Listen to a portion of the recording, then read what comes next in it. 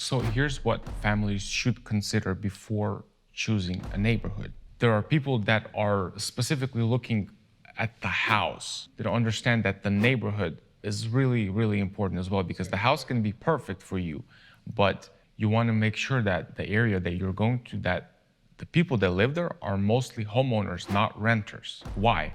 Because you're gonna see a whole bunch of junky cars on the road, a lot of people just hanging out in the driveway, drinking beer. Nothing against beer drinkers, but it's just sometimes you pull up and let's say you have multiple cars, you don't want to even park in front of your car because freaking neighbors throwing a party. And I tell my buyers, if you are not sure about this particular neighborhood, drive in the neighborhood, on the street, drive through this neighborhood in the evenings, on Fridays, Saturdays, Sundays, few times.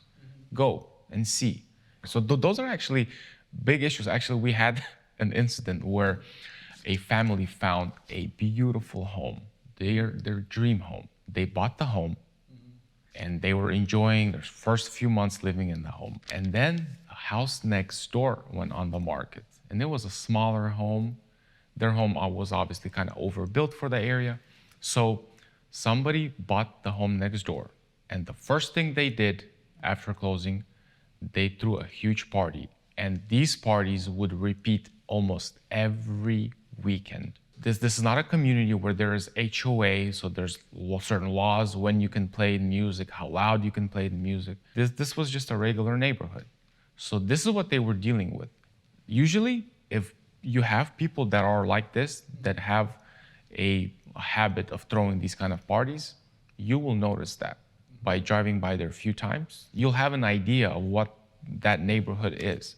When we first meet with a buyer and they're telling us where they want to live, what kind of home they want to buy, and they're considering certain area. We, in this business, in real estate, we have a fiduciary duty. So if we know something, it's better for us to disclose. It's almost like a requirement for us to disclose whatever information that we know to the buyer, to our client. We try to educate people as much as we can, inform them about the area, about the process.